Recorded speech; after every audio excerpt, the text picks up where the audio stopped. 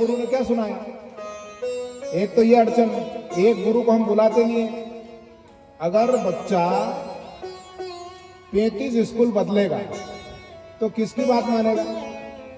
इसलिए मेरे भाई, किसी एक गुरु को स्थिर करके उनसे शिक्षा लेकर, गुरु नाम लेकर उस क्लास में पढ़िए, तब आपको आनंद आएगा जीवन में। नहीं तो बदलते रहो, कुछ नहीं होना है।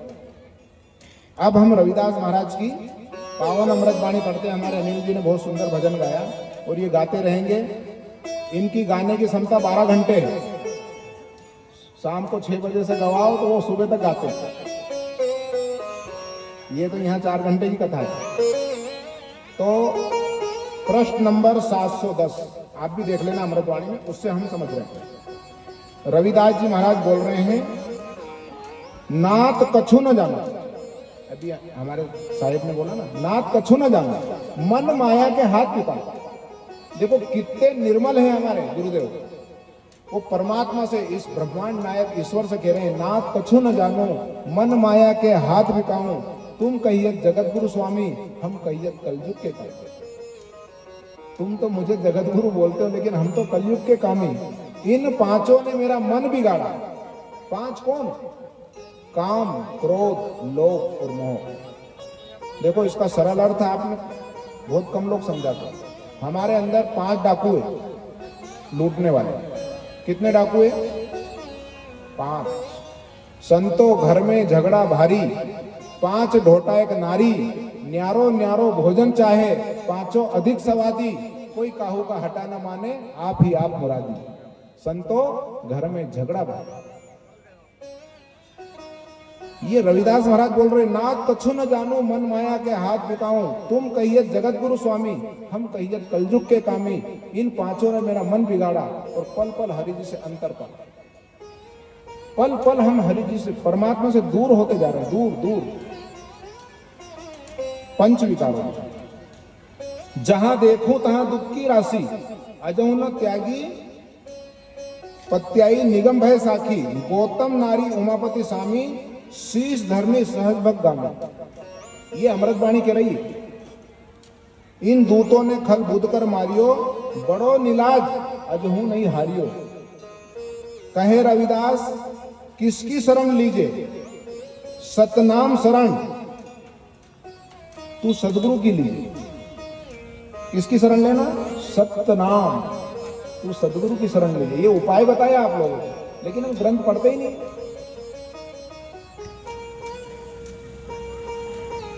संतो घर में झगड़ा भारी, गाने वाले नहीं आ रहे हैं। हम एक भजन भी सुनाएंगे छोटा सा आपको। तो ये 5 विकार हमारे अंदर है। अच्छा, कोई लोग 5 विकारों के बारे में जानते हैं? इधर से थोड़ा हाथ खड़े करो। आपका मुंह ऐसा बना ले जैसे कोई आपको कुछ, थोड़ा खुश रहिए भाई। कुछ नहीं होना है, जो होना वो हो रहा है। आप परमात्मा की चर्चा में बैठे, प्रसन्न चित रहिए। मानव को हंसने का वरदान दिया है भगवान ने। अच्छा, तुमने कभी गधे को हंसते हुए देखा? भैंस को हंसते हुए देखा? कोई जानवरों को हंसते हुए देखा? तो हम मनुष्य, हम हंस के रहें। अगर तुम्हारा कोई फोटो खींचेगा तो क्या कहेंगे लोग कि भैया थोड़ा मुस्कुराइए, मुस्कुराने से फोटो अच्छा आता है। और अगर नहीं मुस्कुराएंगे तो हमारा मुंह टेढ़ा मेढ़ा आता है ना। इसलिए ज्यादा से ज्यादा आप मुस्कुराइए। अब आपके पास कोई धन की कमी नहीं है, किसी भी चीज की कमी नहीं, सब सुविधाएं। जब बाबा साहब आए ना, गुरु रविदास महाराज कबीर साहब को पढ़कर, तो उनने तुम्हारे किस्मत को बदल दिया। समझ रहे हो?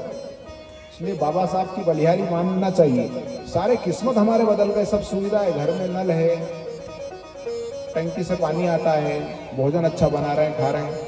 और जिसके पास 1000 बीघे है ना, वो तुमसे ज्यादा बदतर जी रहा है। तुम दूसरों को देख के ये मत सोचना कि वो बहुत ज्यादा सुखी होगा। यहां तो जो राजा और मुख्यमंत्री बनते हैं ना, वो भी दुखी है। वो तो खाली फोटो खिंचवाने के लिए मुस्कुराते हैं, लेकिन उनके जहन में कितने ही दुख पलते हैं। ये संसार दुख का घर है मेरे भाई। लेकिन जिसने हंसने की कला सीख ली, उसने जीना सीख लिया। भगवान श्री कृष्ण को भी आपने देखा होगा एपिसोड में, वो हमेशा हंसते थे, हमेशा हंसते थे। किसी से युद्ध करने भी जाते थे तो हंसते थे। तो इसलिए ये हमारा सब ये जितना मन का मेल है, आप मत परवाह करिए कि क्या होगा, कुछ नहीं होगा। इतना तो आपके पास रखा है कि जो आप भरपेट भोजन करोगे। और रविदास महाराज ने कल्पना भी करी थी, ऐसा चाहूं राज में मिले सबन को अन्न, ऊंच नीच सब संबत से रविदास रहे प्रसन्न। और वो रविदास महाराज की वाणी आज इस भारत देश में सार्थक हो रही है बाबा साहब की कृपा से। तो ये 5 विकार, क्यों भैया वो कहां है? आपको एक भजन सुनाएंगे सुंदर, उसमें ये 5 ढोटा एक नारी, संतो घर में झगड़ा भारी, 5 ढोटा एक नारी, न्यारो न्यारो भोजन चाहे। क्योंकि वो उस वाणी पे भजन था तो इसलिए अपन उसको सुनाना चाहते थे। चलो ठीक है, वो काम भी जरूरी है, कोई दिक्कत नहीं। आगे हम अमृतवाणी पढ़ते हैं, क्योंकि इसको समझना बहुत जरूरी है।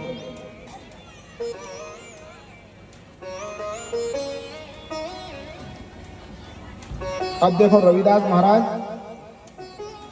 प्रश्न नंबर, मैं प्रवचन तो दूसरे बहुत सुना सकता हूं, लेकिन हम अमृतवाणी पे ही वाचन करेंगे। अमृतवाणी सुनना बहुत जरूरी है आप लोगों के लिए, क्योंकि वो आपको शुद्ध घी दे गए। ये रविदास रामायण ये वो सब है ना, इसमें लिखने वाले कोई और ही थे दुश्मन, उसमें सब अनाप शनाप लिख दिया लोगों ने। किसी किताब को इसलिए सत्य मत मानो कि उसमें किताब में लिखा है, किताब में बहुत सारी बातें झूठ भी लिखी है। गौतम बुद्ध कहते हैं कि किसी बात को इसलिए सत्य मत मानो कि वो किताब में लिख दी, किसी बात को इसलिए भी सत्य मत मानो कि वो बहुत बड़े आदमी ने बोल दिया। समझ में आ रही बात? अपने विवेक से तुलना करो, अपने ज्ञान से उसका अच्छे बुरे का हम उससे समझें। क्योंकि यहाँ बहुत कुछ इस भारत देश में और आगे भी अगर आप जागरूक नहीं हुए तो आगे भी आपका शोषण चलता रहेगा। और शोषण कर कौन रहा है ये भी तो बताओ। शोषण कोई नहीं कर रहा है, ये धरती गोल गोल है, शोषण करने वाला हमारा घर में ही बैठा है। संतो घर में झगड़ा भारी, 5 ढोटा एक नारी, न्यारो न्यारो भोजन चावे। देखो जीभ जो होती है वो स्वाद के लिए मरती है ना, आंख देखने के लिए मरती है। हम जैसे बाजार में निकले, कोई सब्जी लेने गए तो दूसरी चीज भी याद आ गई तो बोल लिया है, सामान 100 रुपए का लाना था लेकिन 500 रुपए का लिया है। कान ये अच्छी बातों का आदी है, कोई ने अगर हमारी निंदा कर दी, कुछ बोल दिया तो हम नाराज हो जाते हैं। नाक अच्छी चीजों को पसंद करती है, बदबू आती है तो नाक लोग बंद करते हैं। हमारे अंदर शब्द, स्पर्श, रूप, रस और गंध। मुझे मालूम है कि आप लोगों को कथा में इतना इंटरेस्ट क्यों नहीं आ रहा, क्योंकि रविदास महाराज की शुद्ध घी है, क्योंकि उनकी वाणी मायूस कर देती है, उनकी वाणी सोचने पे मजबूर कर देती है। इसलिए लोग इसको ज्यादा नहीं पढ़ते हैं, क्योंकि ये अमर वाणी है। अमर ग्रंथ में 41 गौड़ियों के नाम से लिखी है। आ गए पेड़ वाले भैया, बजाइए बढ़िया। चलो हम एक भजन सुनते बढ़िया। बोलिए सदगुरुदेव की जय हो। संतो घर में झगड़ा भारी, घर में झगड़ा भारी,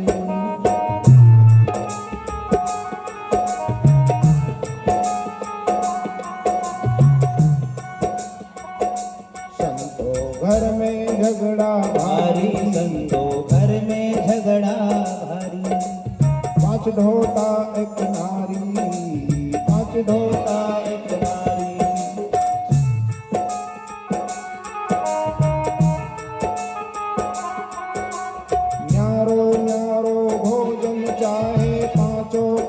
स्वादी। नारो नारो भोजन चाहे पाँचों अधिक स्वादी।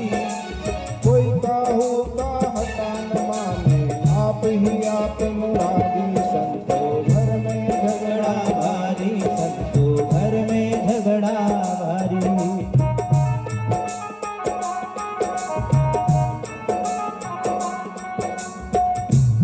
बोलिए सद्गुरुदेव की जय। ये 5 विकार हमारे अंदर बैठे हैं, जिसका नाम है काम, क्रोध, लोभ और मोह। और ये दिन रात इस जीव को लूटते हैं। और ये विकार, अभी रविदास महाराज की वाणी में है ना कछु न जानो। और यहाँ आदमी क्या करता है, विद्वान बनता है कि मैं बहुत बड़ा ज्ञानी हूँ, बहुत बड़ा विद्वान हूँ। लेकिन रविदास महाराज स्वयं बोल रहे हैं कि मैं विद्वान नहीं, नाथ कछु न जानो, मन माया के हाथ दिखाऊं। रविदास महाराज ने ऐसी कितनी वाणियां बोली जिससे राजा महाराजा भी प्रभावित हुए। ये ज्ञान जो है रविदास महाराज ने बहुत ऊंचा बोल दिया। ये LLB का ज्ञान है, जिसको बाबा साहब समझे। ये कबीर साहब का भी ज्ञान LLB का ज्ञान है, जिसको बाबा साहब समझे। गौतम बुद्ध की वाणी ये भी LLB का है। और बड़ा दुर्भाग्य है कि भारत के पंडित गौतम बुद्ध पर बोलते ही नहीं, क्योंकि गौतम बुद्ध पर बोलेंगे तो उनकी दुकानदारी खत्म हो जाएगी। ये बड़ा दुर्भाग्य है। नहीं तो 2500 साल पहले गौतम बुद्ध आए, 2500 साल पहले उन्होंने धर्म क्या है, अधर्म क्या है, सभी पर व्याख्यान किया। पंच तत्वों पर भी व्याख्यान किया, गुण अवगुण पर भी व्याख्यान किया। अगर भारत का इतिहास उठाकर देखोगे तो गौतम बुद्ध से बड़ा ज्ञानी आज तक यहां कोई पैदा ही नहीं हुआ। क्योंकि हम इतिहास पढ़ते नहीं है, पढ़ने की फुर्सत नहीं है, और हम अपने कामकाज में लगे हैं। एक रोटी कम खाओ, कम कमाओ, लेकिन अपने महापुरुषों का इतिहास पढ़ो। इतिहास पढ़ोगे तो आप ज्ञानवान बन सकते हैं। और प्रभु तो निराकार है, वो तुम जो करोगे वो सब पूजा है। तुम जो करोगे सब पूजा है। ऐसा नहीं है कि वहां फूल ले जाओगे, पत्ते ले जाओगे तो पूजा है। जहां जाऊं सोई परिक्रमा, जो करूं सो पूजा। ग्रह उद्यान एक सम लेखा, भाव मिटाऊं दूजा। अब मैं भूला रे भाई, मेरे सदगुरु युक्ति लखाई। क्रिया कर्म आचार में छोड़ा, छोड़ा तीरथ नहाना। सगड़ी दुनिया भई सयानी, मैं एक ही बोराना। ये सदगुरु कह रहे हैं। मैंने क्रिया कर्म आचार में छोड़ा, छोड़ा तीरथ नहाना। सगड़ी दुनिया भई सयानी, मैं एक ही बोराना। प्रभु तेरी पूजा कहां चढ़ाऊं। बेटा थोड़ा जल दो।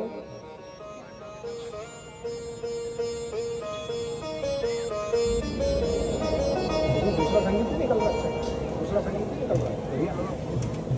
बंसी की आवाज बजाओ।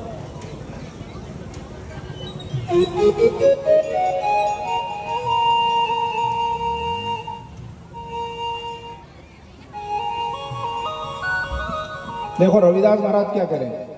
प्रभु तेरी पूजा कहां चढ़ाऊं, फल और फूल अनूप न पाऊं।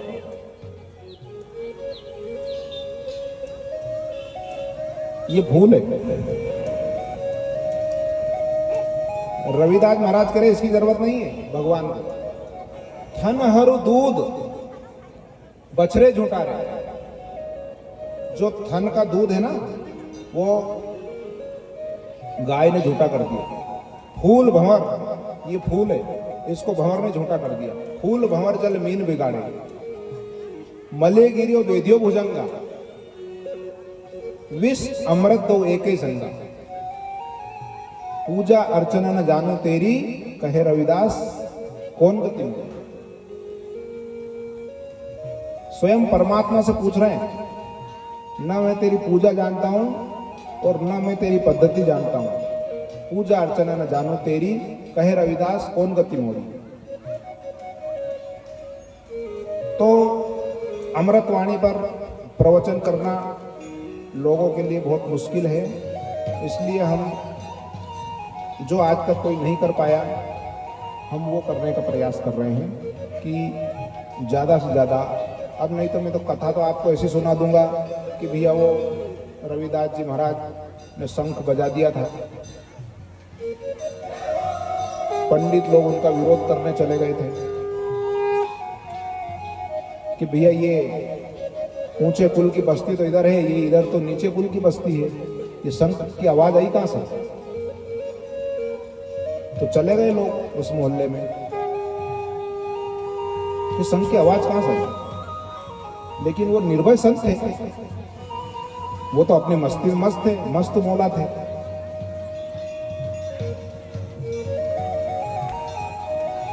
अब पंडित वहां पहुंच गए, उनके दरवाजे पर जाकर खड़ा हो गए, उनके शंख की आवाज आई किधर से। तो सब दुबके से बैठ गए, मोहल्ले वाले सब वो उनके घरों में अंदर हो गए दुबके, ठीक है। डर इतना था, किताब में लिखा गया था कि शूद्रों को ज्ञान का अधिकार नहीं, शूद्र वेद नहीं पढ़ सकते। तो उस टाइम में रविदास महाराज को साहस करना बहुत बड़ी बात थी। तो रविदास महाराज धीरे से बाहर निकल कर आए साहस करके, क्यों भैया ये शंख किसने बजाया। तो रविदास महाराज ने बोला मैंने बजाया। तो उन्हें क्यों, आपको शंख बजाने का अधिकार नहीं है। पंडितों ने बोला कि आपको शंख बजाने का अधिकार नहीं है। तो रविदास महाराज ने बोला भैया ये क्या बात है, शंख हम क्यों नहीं बजा सकते। प्रभु कोई जाति पाति पूछता है क्या, मेरे को तो प्रभु ने आज तक नहीं बोला कि तुम शंख मत बजाओ। तो तुम कौन होते हो मुझे पूछने वाले। उन्होंने कि हम यहाँ के ठेकेदार हैं इस धरती के। धरती के ठेकेदारों ने रविदास महाराज का शंख बंद करवा दिया, पकड़ के राजा साहब के पास ले गए। उस टाइम में वोट से राजा नहीं बनते थे, वो अपने अपने क्षेत्र अधिकार में जो बहुत बड़ा धन्ना सेठ या जो राजा बनता है, वो राजा का बेटा ही राजा बनता था। रविदास महाराज को वहां पकड़ कर ले गए, कटघरे में खड़ा कर दिया। क्यों भैया। राजा ने पूछा इनकी क्या गलती है। तो वो धर्म के ठेकेदारों ने बोला कि इनकी गलती है कि ये इन्होंने शंख बजा दिया, भगवान की पूजा करते हैं। उनको खेल पूजा की जरूरत नहीं थी, वो तो अभी निराकार, प्रभु तेरी पूजा कहां चढ़ाओ। लेकिन वो मूर्खों को समझाना आए थे कि पूजा कोई भी कर सकता है, उनको पूजा की जरूरत नहीं थी। तो राजा साहब ने कहा कि देखो भैया रविदास, आप शंख मत बजाओ, आपका पैतृक धंधा कुछ और है, आप वो करिए। पहले धंधे भी जाति से होते थे, नाई का काम दाढ़ी बनाना, तेली का काम दूसरी व्यवस्था, कुछ लोगों का अलग अलग व्यवस्थाएं दी, जिसकी 6,743 जातियां हैं इस भारत में। और इतनी जातियों में मनुष्य को बांट दिया कि इस जातियों ने पूरे भारत का बेड़ा गर्क कर दिया, पूरे भारत का। आज विदेशों में जितनी प्रगति है, भारत में कोई प्रगति नहीं है। अगर तुम इस भारत में कोई दुकान भी डालोगे ना, तो तुम्हारी जाति देखकर आते दुकान। अभी भी यही हालत है। 80 साल हो गए संविधान लागू हुए थे, लेकिन आज भी देश में बहुत बदतर हालत है मेरे भाई। आज भी लोगों के दिमाग में गोबर भरा है। तो राजा साहब ने बोला कि भैया इनने गलती क्या करी। उन्होंने कि इनने शंख बजा दिया, पूजा करी। तो राजा साहब तो फिर ज्ञानी थे ही। उन्होंने कहा भैया इसमें क्या दिक्कत है। उन्होंने कहा नहीं नहीं, ये हमारा पैतृक धंधा है। पूजा पाठ का, दूसरा कैसे बजा सकता है? ये भी धंधा है, इसको ध्यान से समझ लो। पूजा पाठ भी एक धंधा है, लोग इसको समझ नहीं पाते हैं। तो उन्होंने कहा कि रविदास जी आप ये पूजा पाठ बंद कर दिए, शंख बजाना बंद कर दो। तो उन्होंने कहा देखो मैं पूजा पाठ बंद नहीं करूंगा, अगर मेरे को भगवान बोलेगा आके कि तुम पूजा पाठ बंद कर दो, मैं कर दूंगा। और तुमने तो जनवई भी नहीं पहनी है, ये इतिहास की बात बता रहा हूं मैं, मेरे मुंह से नहीं जोड़कर बता रहा हूं। जनवई भी नहीं पहनी है, तुम्हारी जनवई दिखाओ। और रविदास महाराज ने कोई जनवई उन्हें पहनी नहीं थी, लेकिन मूर्खों को प्रमाण देने के लिए ऐसा शास्त्र में बताते हैं कि उन्होंने अपने हाथ से एक छोटा सा चीरा लगाकर उन्होंने अंदर से 7 जन्मों की जनवई मूर्खों को, पंडितों को बताई थी। पंडित कोई जाति से नहीं होता, सभी जाति में लोग अच्छे हैं, लेकिन सभी जाति में मूर्ख भी है। जाति से कोई विद्वान नहीं होता। तो सद्गुरु रविदास महाराज को वहां भी प्रमाण देना पड़ा। ऐसी उनकी अनेक कहानियां हैं, अपन आगे अमृतवाणी पर चर्चा करेंगे। एक बार गंगाराम पंडित, आज हम थोड़ा कहानियों पर ही चलेंगे क्योंकि थोड़ी सी चर्चा उनकी कहानियों पर भी हो जाएगी। वो जा रहे थे गंगा स्नान करने, उसके पहले एक भजन हो जाएगा अनिल जी का, एक गंगा मैया के ऊपर। अनिल जी भजन करना, अमृतवाणी चलेंगे, अमृतवाणी चलने दे, अभी और कुछ सुनाऊंगे। तो जा रहे थे लोग, अमृतवाणी भी सुनाएंगे, लेकिन उनका जो उनके जीवन में घटित हुआ वो भी सुनाना जरूरी है कि लोगों ने उनके साथ क्या क्या किया। एक अकेला सब पे भारी, समझ रहे हो ना? अकेले रविदास जी महाराज और सारे पाखंडी एक तरफ और अकेले रविदास जी महाराज एक तरफ।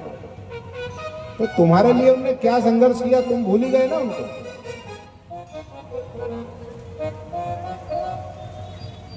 ऐसा शास्त्रकार बताते हैं कि पंडित जी क्यों, क्या हो गया भैया? ध्यान कहाँ है तेरा? कथा में संगीत बंद नहीं करते हैं, ध्यान से पढ़ो, बहुत अच्छे से बजा।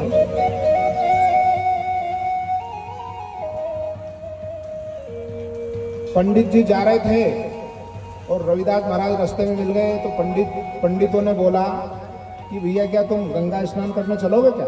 ये कहानी तो हालांकि आपने बहुत बार सुनी होगी, मैं इसको कहना भी नहीं चाहता था, लेकिन क्या है कथा चल रही है तो उनकी महिमा का बखान करना भी जरूरी है।